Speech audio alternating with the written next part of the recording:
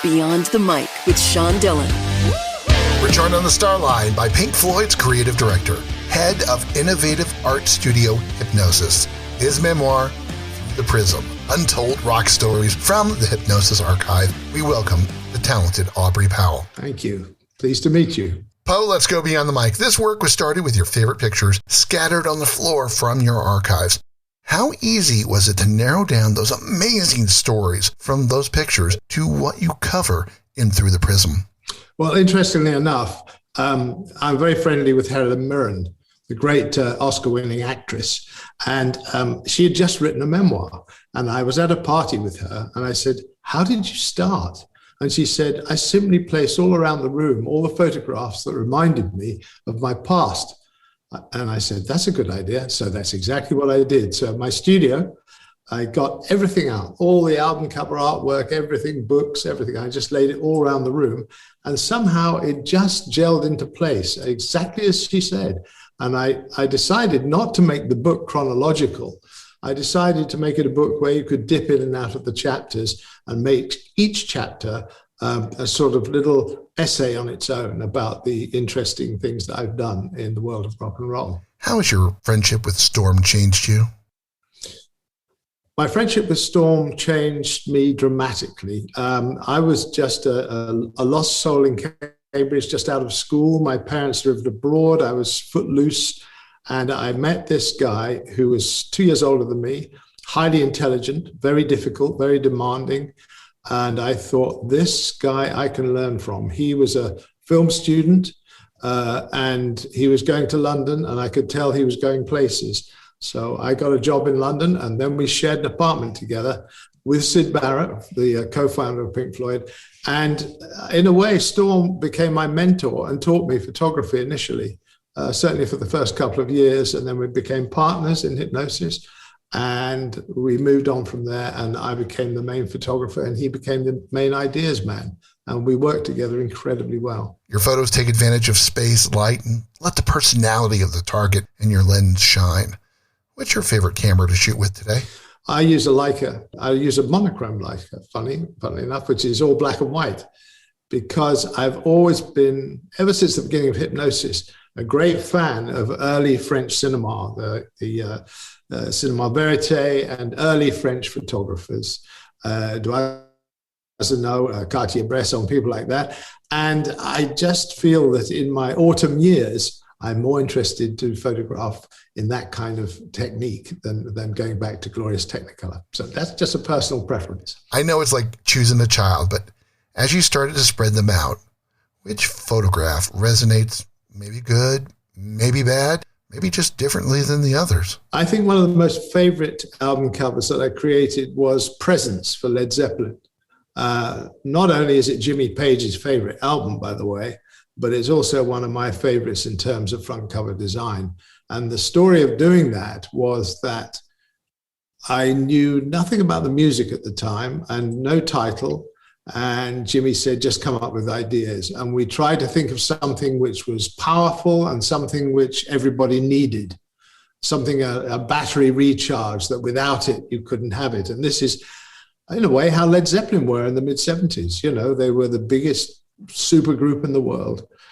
So we thought of this black object in very, very simple situations, everyday situations. And when I showed it to Jimmy, he just said, that's it, that's Led Zeppelin, that's how we are. And it worked phenomenally well. And of course, everybody's always said to me, what's that black object mean? It means whatever you want it to be. Exactly. It's a piece of surrealism, you know. It's time for the Rocky Nate. 8 random questions. Answer with the first thing that comes to your mind. There is no pressure. Best place you've ever taken a photo? Morocco. Southern Morocco in the Sahara Desert. I placed 60 red footballs through sand dunes and took a photograph for a band called The Nice, and the album was called Elegy, and it was one of the first surrealist landscape pictures that Storm and I ever did. And actually it sort of, it woke us up to the reality that a sketch on a piece of paper could turn into something very special, and that's exactly how it did. Would you rather ask for permission or for forgiveness? Oh, I'd much rather ask for permission, I think. The reason being that I've always found that I'm never a person to go forward into something asking permission beforehand. It's much better to turn up on the day and say, oh, I want to do this. Do you mind? So permission is probably more important. Aubrey, is there a place that you wanted to visit but never have? I think probably, Alaska, actually. I've never been to Alaska, and I've seen some phenomenal shots right up in the north of Alaska, in those amazing mountains and sort of icescapes.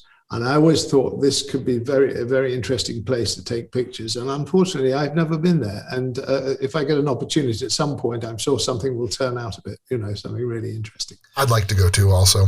What was your first job? My first job was actually working as a waiter at Cambridge University for a bunch of undergraduates with the most obnoxious people I've ever met. More arrogant than you can shake a stick at. And if you've ever done that job, I don't recommend it. But I needed the money, and I'd just been kicked out of school, so I had to do something. Who's the person who had the best smile? I think the person who had the best smile for me was probably Paul McCartney. I got very close to Paul in the 1970s. I toured with him. I did a book about him, and I did a lot of album cover work for him and made a couple of films for him in the 1980s. And I think when Paul smiled and grinned, he had a great sense of humor. You really felt it. You felt something. He's a very special person. Somebody who almost has a sort of an interior sense of what's what.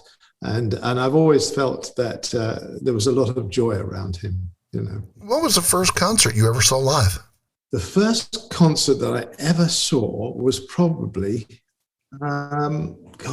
really casting my mind back, was probably Pink Floyd, actually, because I grew up with them and because we lived together. It was kind of going to their early concerts, which were, set on a tiny sort of stage with a sheet for a black backdrop and 3 or 4 lights flashing on the floor. And it was very amateur and very sort of, unique in a way. But so were we. And so, I sort of fitted right in with that. It was incredibly amateur, and so were we. Who would you want to spend your last day of your life with? Talking to Bob Dylan. That'd be pretty damn amazing. How about your favorite alcoholic drink? I suppose whiskey. I drink whiskey every night, and I have done all my life. It's time for One Big Question with Aubrey Powell, author of Through the Prism, Untold Rock Stories from the Hipgnosis Archive Beyond the Mic. Aubrey, has artwork creativity disappeared from the vinyl days? And what do you think about what is being put out musically today? First of all, I think that the days of vinyl album covers, the great canvas, which was 24 inches by 12 inches on a double gatefold, have gone. And that's very sad. I mean, I know there's a retro sort of view that vinyl's coming back, and it is. But the other thing about the 70s, in those halcyon days, money was no object. Albums told in tens of millions. Consequently, if I wanted $50,000 to create an album cover, I could acquire that. What I feel is now that when I go onto Spotify or anything else like that, what I see is a thumbnail picture. And it's not very interesting. I think the art has gone out of it, and it's very sad. But what can you say? That's progress. And of course, in the 70s, we didn't have Spotify, we didn't have YouTube, we didn't have any of the advantages that we have now. So there's pros and cons. But music will always have visuals, always, because the two go hand in hand. So I'm sure there's going to be a return to that in another medium, without any question. The creative days of vinyl are gone. He loves the smile of Paul McCartney, and his book, Through the Prism, Untold Rock Stories from the Hipgnosis Archive, is out now. We thank Aubrey Powell for taking the time to talk with us today. Thank you for having me. It's very kind. And that, my friends, is a Beyond the Mic shortcut.